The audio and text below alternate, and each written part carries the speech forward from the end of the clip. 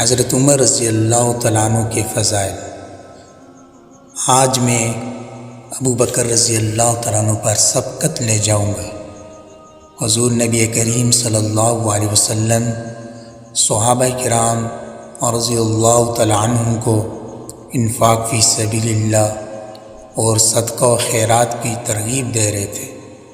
ان صحابہ کرام رضوان اللہ اجمعین میں حضرت عمر بن خطاب رضی اللہ تعالیٰ عنہ بھی تھے، جن کا سینہ کھل گیا اور چہرہ چمک اٹھا، کیونکہ ان کے پاس صدقہ کرنے کے لیے مال موجود تھا۔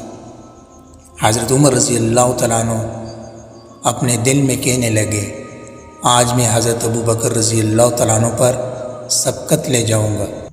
چنانچہ وہ ہوا کی طرح دوڑتے ہوئے گئے اور واپس آئے تو ہاتھ میں مال سے بھری ایک بڑی تھیلی تھی۔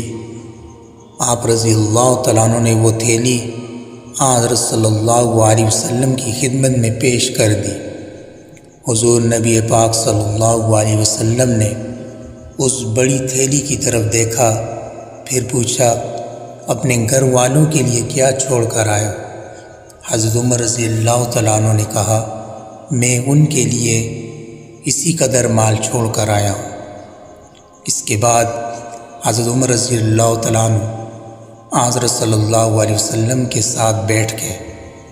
تھوڑی دیر نہ گزری ہوگی، حضرت ابوبکر صدیق رضی اللہ تعالیٰ عنہ اپنے ہاتھ میں ایک بہت بڑا تھیلا، جو حضرت عمر رضی اللہ تعالیٰ عنہ کے لائے ہوئے تھیلے سے بڑا تھا، اٹھائے ہوئے مسجد میں داخل ہوئے اور حضور نبی کریم صلی اللہ علیہ وسلم کے سامنے لا کر رکھ دیا۔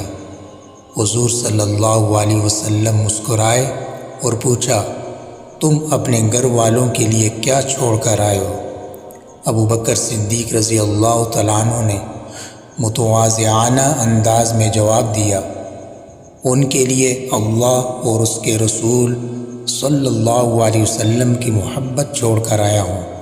حضرت عمر رضی اللہ تعالیٰ عنہ نے صدیق اکبر رضی اللہ تعالیٰ عنہ پر اپنے تعجب کو ظاہر کرتے ہوئے فرمایا، اے ابوبکر رضی اللہ تعالیٰ عنہ، میں کسی کام میں تجھ پر کبھی بھی سبقت نہیں لے جا سکتا۔